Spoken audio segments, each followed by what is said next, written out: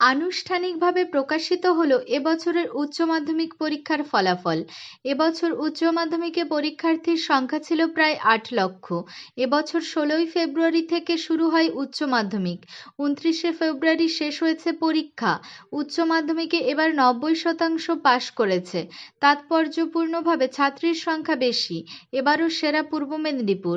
আজ ফল প্রকাশ হলেও উচ্চ মাধ্যমিক পরীক্ষার মার্কশিট ও সার্টিফিকেট পাবে না পরীক্ষার্থীরা।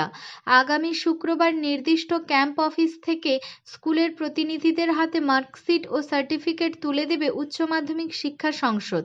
পূর্ব মেদিনীপুর জেলার এগরা ঝাটুলাল হাইস্কুল থেকে এবারের উচ্চ মাধ্যমিক পরীক্ষায় তাক লাগানো ফল করল দেবপ্রিয়া বর নামের এক ছাত্রী পরীক্ষার্থী।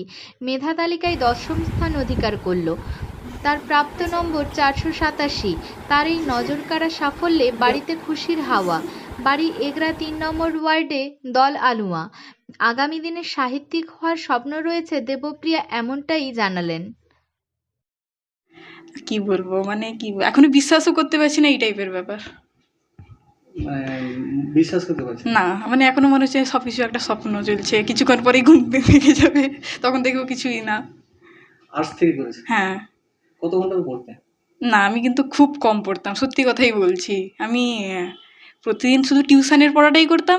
পড়াটা মানে শুধুমাত্র টেস্টের আগে থেকে পড়া, তারপর পরীক্ষার আগে পড়েছি একটু, সেই পরীক্ষার আগে রাত পর্যন্ত একটু পড়তাম। মানে সকালে আমি কোনোদিনও উঠি না, 8:30 বা 9টা থেকে শুরু করবো পড়া, আর রাতটা বেশি হতো 12টা ধরে রাখুন।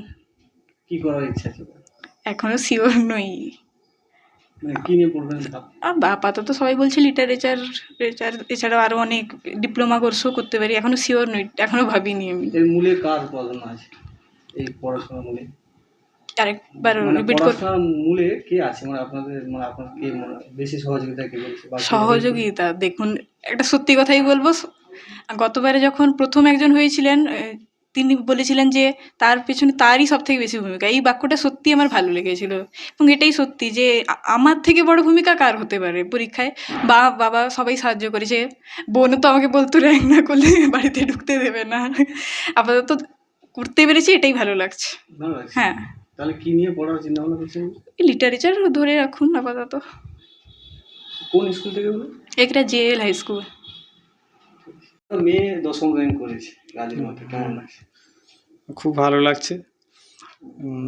কিছুটা আমরা আশাও করেছিলাম, মানে স্কুলের যে টেস্টের যে যেমন রেজাল্ট হয়েছে তার থেকে কিছুটা একটু করেছিলাম, কিন্তু অতটা যে 10ম হয়ে যাবে এরকম তখনও ভাবিনি। হয়তো একটু ভালো কিছু রেজাল্ট করতে পারে।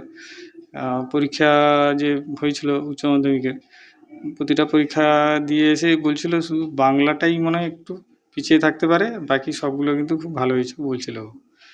এবার আমরা তখন ভাবলাম পরীক্ষায় ভালো হয়েছে, তাহলে হয়তো কিছু একটা করলেও করতে পারে, এরকমটা আশা নিয়েও ছিলাম।